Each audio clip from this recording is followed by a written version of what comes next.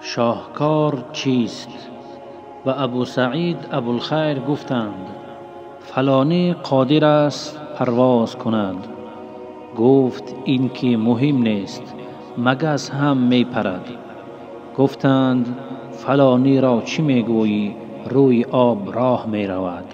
گفت اهمیت ندارد، تکه چوب نیز همین کار را می کند.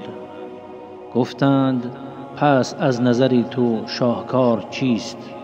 گفت این که در میان مردم زندگی کنی ولی هیچگاه به کسی زخم زبان نزنی، دروغ نگویی و مردم را نیز سوء استفاده نکنی و کسی را از خود نرنجانی.